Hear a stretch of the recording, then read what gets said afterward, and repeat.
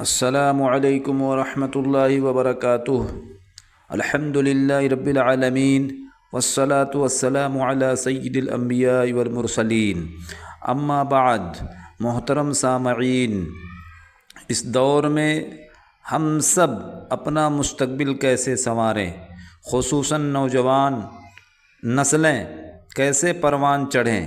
کیا آپ نے کبھی سوچا کہ آج تعلیم بھی ہے، ڈگری بھی ہے، موبائل بھی ہے، انٹرنیٹ بھی ہے، لیکن پھر بھی لاکھوں نوجوان پریشان ہیں، بے سکون ہیں، بے روزگار ہیں اور مستقبل سے خوف زدہ ہیں؟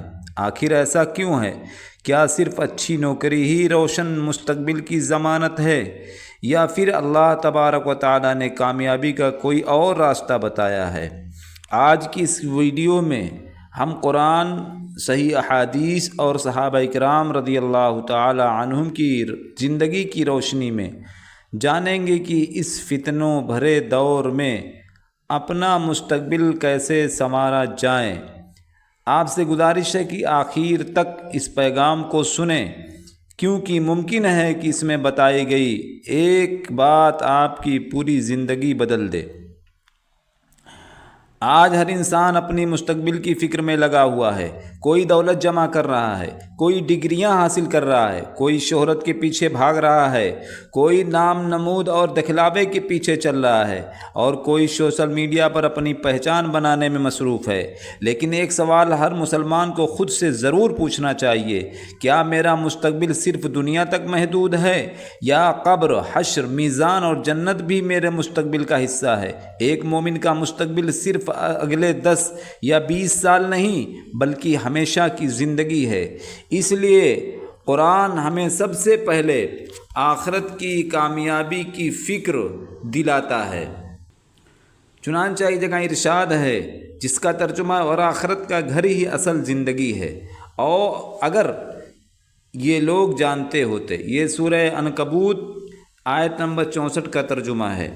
اور ایک مقام پر فرمایا: جو اللہ سے ڈرتا ہے، اللہ اس کے لیے نکلنے کا راستہ بنا دیتا ہے اور اسے وہاں سے رزق عطا فرماتا ہے جہاں سے اسے گمان بھی نہیں ہوتا۔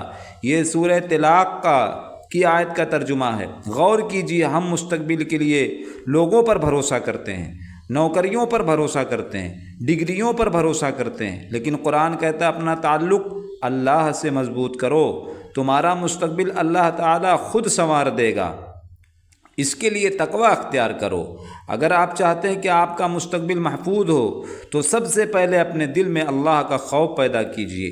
تقوی کا مطلب صرف داڑھی، ٹوپی یا نماز پڑھنا نہیں، ہاں یہ بھی حصہ ہے، لیکن یہ آپ غور کریں، سوچیں اور زندگی کا جائزہ لیں کہ اللہ مجھ سے راضی ہے یا نہیں راضی ہے۔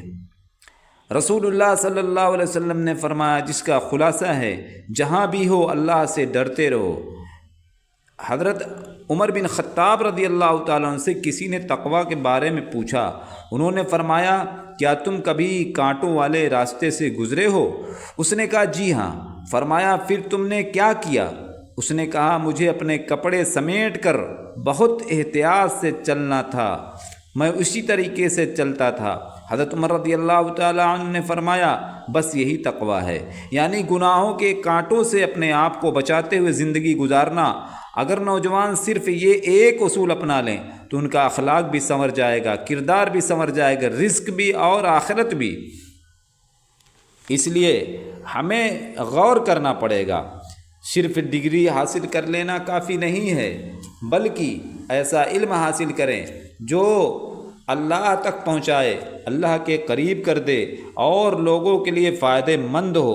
رسول اللہ صلی اللہ علیہ وسلم نے فرمایا، اللہ تعالیٰ اس شخص کو تر و تازہ رکھے جس نے میری بات سنی، اسے یاد رکھا اور پھر دوسروں تک پہنچایا۔ یہ جامع ترمذی کی روایت ہے۔ اسلام نے صرف عبادت ہی نہیں سکھائی بلکہ مفید علم حاصل کرنے کی بھی ترغیب دی۔ حضرت عبداللہ بن مسعود رضی اللہ تعالیٰ عنہ فرمایا کرتے تھے، علم صرف زیادہ روایات یاد کرنے کا نام نہیں، بلکہ علم وہ ہے جو اللہ کا خوف پیدا کرے۔ آج اگر آپ طالب علم ہیں تو پوری محنت سے پڑھیں، اگر کوئی ہنر سیکھ سکتے ہیں تو ضرور سیکھیں، اگر قرآن سیکھ سکتے ہیں تو اسے اپنی زندگی کی ترجیح بنائیں۔ یہی علم دنیا اور آخرت دونوں میں فائدہ دے گا۔ اسی طریقے سے وقت کی قدر کریں۔ دنیا کی سب سے قیمتی دولت وقت ہے۔ پیسہ چلا جائے تو واپس آ سکتا ہے، لیکن گزرا ہوا وقت کبھی واپس نہیں آتا ہے۔ رسول اللہ صلی اللہ علیہ وسلم نے فرمایا، دو نعمتیں ایسی ہیں جن میں بہت سے لوگ خسارے میں ہیں، ایک صحت، دوسرے فراغت۔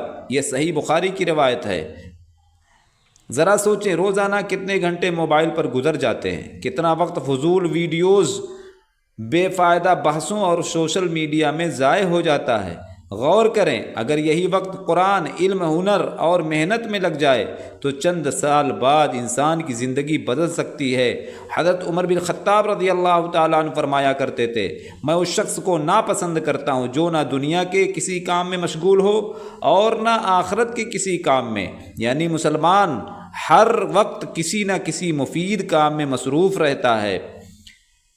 اور ایک بات ہے، انسان اپنی دوستی سے پہچانا جاتا ہے۔ رسول اللہ صلی اللہ علیہ وسلم نے فرمایا، جس کا خلاصہ ہے، آدمی اپنے دوست کے دین پر ہوتا ہے، لہذا ہر شخص دیکھے، غور کرے وہ کس سے دوستی کر رہا ہے۔ یہ بھی بہت اہم بات اللہ کے نبی صلی اللہ علیہ وسلم نے بتلائی ہے۔ اگر دوست نمازی ہوں گے نماز آسان ہو جائے گی، اگر دوست محنتی ہوں گے تو آپ بھی محنتی بنیں گے، اگر دوست گناہوں میں مبتلا ہوں گے تو ان کا اثر بھی ضرور پڑے گا، اگر دوست چوری کرے گا تو دوست بھی چوری کرنے والا بنے گا، آپ بھی چوری کرنے والے بنیں گے۔ حضرت علی رضی اللہ تعالی عنہ ایک خوبصورت قول نقل کرتے ہیں، فرماتے ہیں، حضرت علی رضی اللہ تعالیٰ عنہ کا یہ قول ہے، نیک لوگوں کی صحبت اختیار کرو کیونکہ وہ دنیا میں بھی زینت ہیں اور آخرت میں بھی سرمایہ ہے۔ اسی طریقے سے محنت کریں مگر بھروسہ اللہ پر رکھیں۔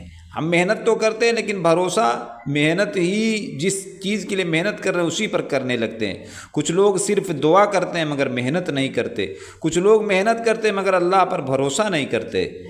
اسلام دونوں چیزیں سکھاتا ہے۔ رسول اللہ صلی اللہ علیہ وسلم نے فرمایا، اگر تم اللہ پر ایسا بھروسہ کرو جیسا بھروسہ کرنے کا حق ہے تو اللہ تمہیں اسی طرح رزق دے گا جیسے پرندوں کو دیتا ہے۔ وہ صبح خالی پیٹ نکلتے ہیں اور شام کو بھرے پیٹ واپس آتے ہیں۔ یہ بھی جامع ترمذی کی روایت ہے۔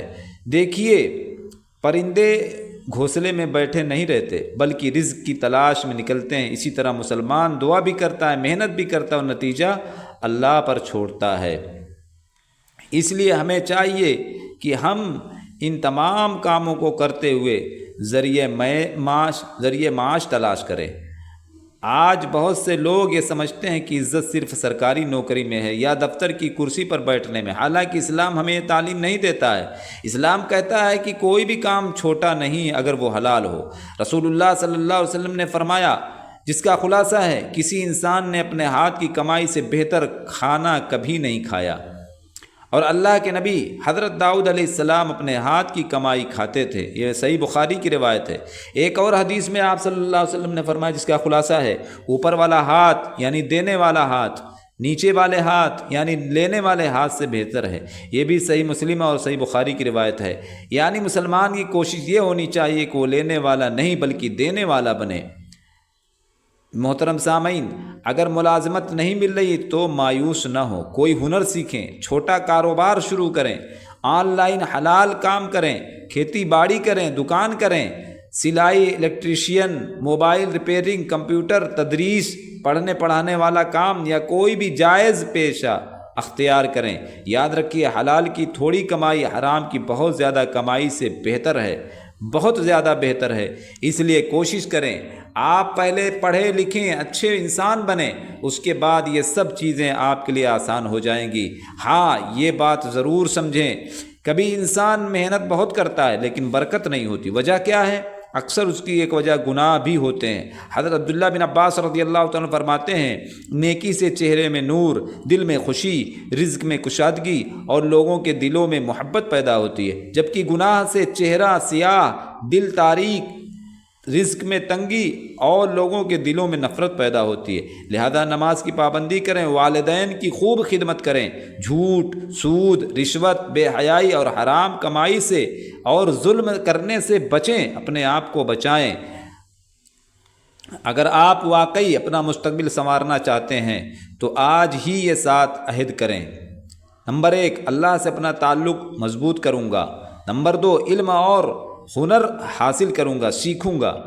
نمبر 3، وقت کی قدر کروں گا۔ نمبر 4، نیک لوگوں کی صحبت اختیار کروں گا۔ نمبر 5، محنت کروں گا اور اللہ پر بھروسہ رکھوں گا۔ نمبر 6، صرف حلال ذریعہ معاش اختیار کروں گا۔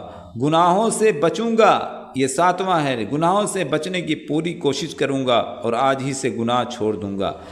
روشن مستقبل صرف اچھی نوکری سے نہیں بنتا بلکہ ایمان، علم، محنت، تقوی اور حلال کمائی سے بنتا ہے، اور سب سے بڑا علم قرآن کا علم ہے، احادیث مبارکہ کا، سنت کا علم ہے۔ اس لیے اس کو ضرور حاصل کرتے رہیں، اور جب حاصل کر لیں پھر دیکھیے اللہ تبارک و تعالیٰ کیسے چمکاتا ہے۔ اور یہ کہ انسان کے لیے وہی ہے جس کی اس نے کوشش کی۔ یہ سورہ نجم کی آیت میں اللہ تعالیٰ فرماتے ہیں۔ اللہ تعالیٰ ہمیں ایسا مستقبل عطا فرمائے جو دنیا میں عزت اور رزق میں برکت، آخرت میں جنت کا ذریعہ بنے۔ آمین ثم آمین۔ اگر آپ چاہتے ہیں کہ ہماری نوجوان نسل ایمان، علم اور حلال محنت کے راستے پر چلے تو اس ویڈیو کو ضرور شیئر کریں اور دوسروں تک پہنچائیں، دوسروں کا بھی فائدہ ہو جائے گا اور ثواب آپ کو بھی ملے گا۔ اسی طریقے سے آپ ہمارے اس چینل کو سبسکرائب کریں، دوسروں تک پہنچائیں۔ جزاکم اللہ تعالی فی الدارین خیرا۔